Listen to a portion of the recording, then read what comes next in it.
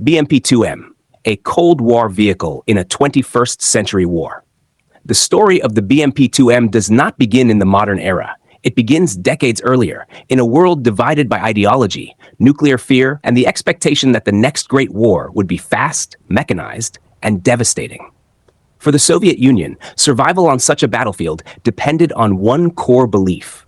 Infantry could no longer fight alone.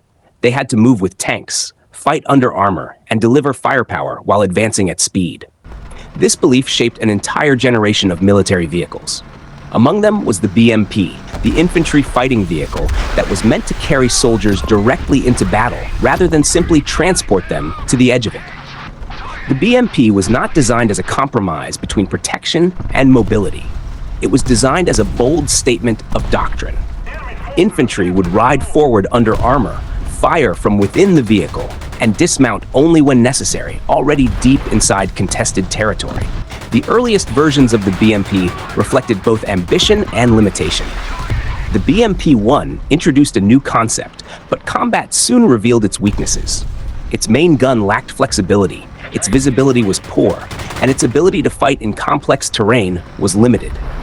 These shortcomings became impossible to ignore during the Soviet war in Afghanistan, where combat took place in mountains, villages, and narrow valleys rather than open plains. The battlefield demanded a vehicle that could react quickly, elevate its weapons, and suppress enemies attacking from above or from unexpected angles. The response was the BMP-2. It retained the basic chassis of its predecessor, but introduced a far more capable automatic cannon and a turret better suited to modern combat environments. For its time, the BMP-2 represented a significant improvement. It offered mechanized infantry, a weapon that could engage helicopters, light vehicles, and dismounted troops with far greater effectiveness. During the final decades of the Cold War, the BMP-2 became one of the most widely deployed infantry fighting vehicles in the world. It was produced in enormous numbers and exported to allies across multiple continents. In the context of Soviet doctrine, its strengths were clear. It was relatively simple, inexpensive compared to Western counterparts, and easy to maintain. Most importantly, it fit into a system that valued mass, coordination, and firepower over individual survivability. But history did not stop when the Cold War ended. The nature of war changed, and it changed quickly. Conflicts in the post-Cold War era revealed uncomfortable truths. Portable anti-tank weapons became more lethal and more widespread. Urban combat became common rather than exceptional. Precision weapons, thermal imaging, and later, unmanned aerial vehicles reshaped how battles were fought and observed. The battlefield became transparent in ways that earlier generations had never experienced. In this new environment, the limitations of older infantry fighting vehicles became increasingly dangerous. Thin armor that once seemed acceptable now offered little protection against modern threats.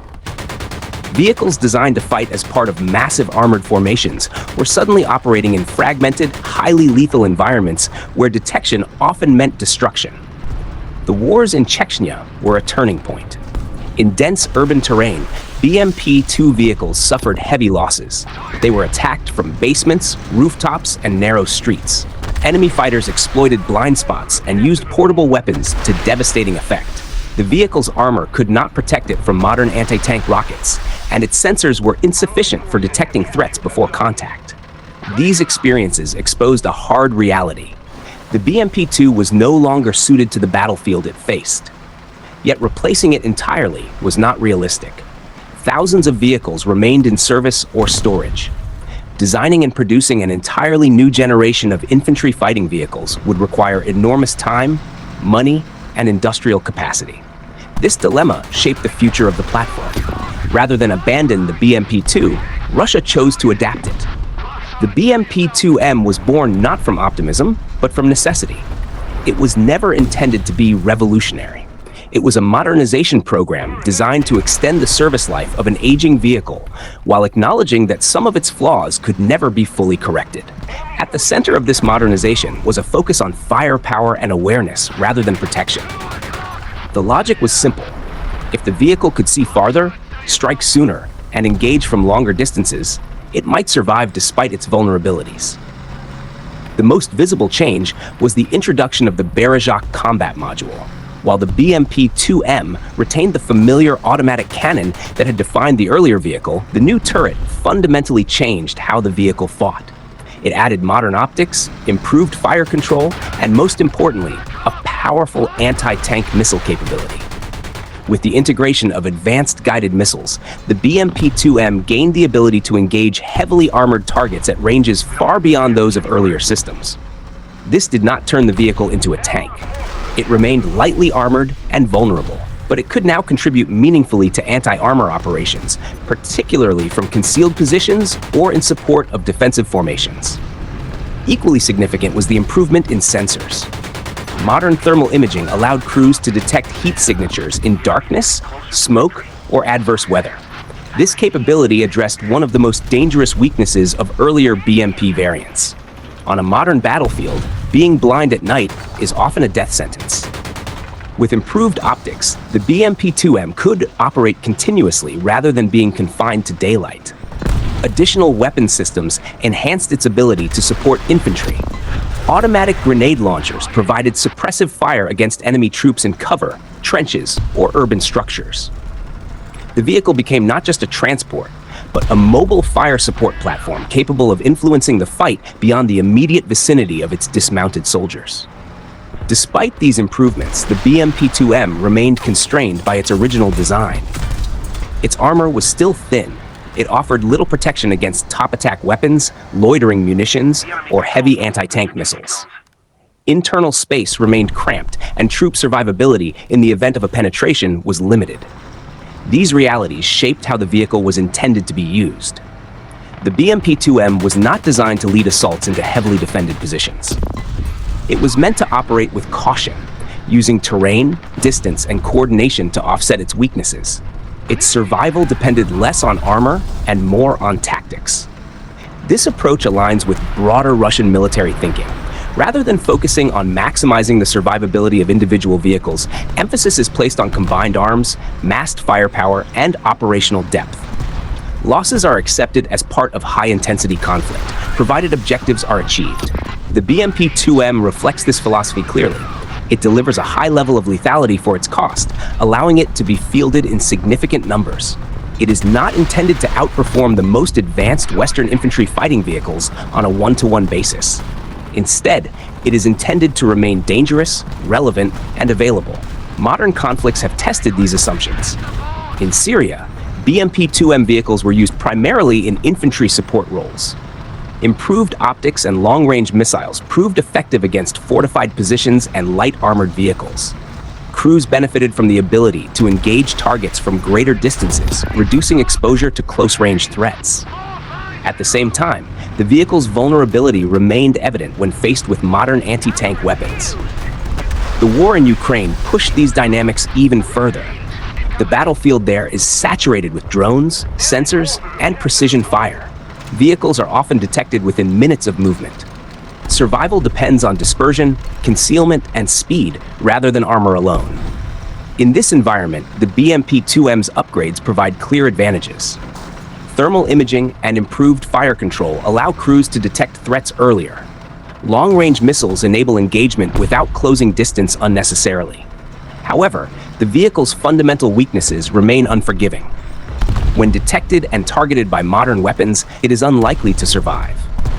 This contrast defines the BMP-2M. It is more capable than its predecessors, but it is not a solution to the broader challenges of modern warfare. It improves effectiveness without eliminating vulnerability. Critics often compare it unfavorably to newer Western infantry fighting vehicles, pointing to heavier armor, active protection systems, and improved crew survivability. These comparisons are accurate, but they also miss the context in which the BMP-2M exists. It was never designed to compete directly with the most advanced platforms. It was designed to be a realistic response to economic and industrial constraints. In that sense, the BMP-2M is a vehicle shaped by history as much as by engineering. It carries the legacy of Cold War doctrine into a world that has changed dramatically. It reflects the tension between old assumptions and new realities. The vehicle's continued use illustrates a broader truth about modern war. Technological superiority does not always determine outcomes. Availability, numbers, logistics, and adaptation matter just as much. A vehicle that can be produced, maintained, and deployed in large quantities can remain relevant even if it is imperfect.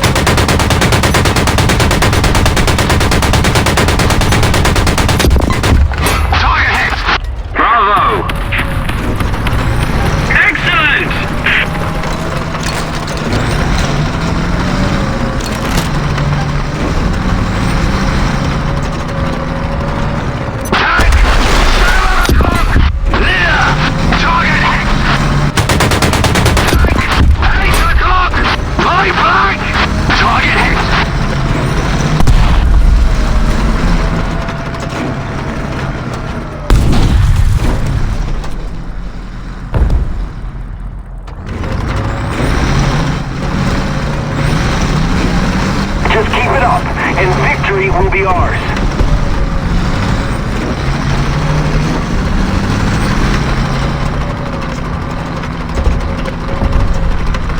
Aviation! On the way! We've captured most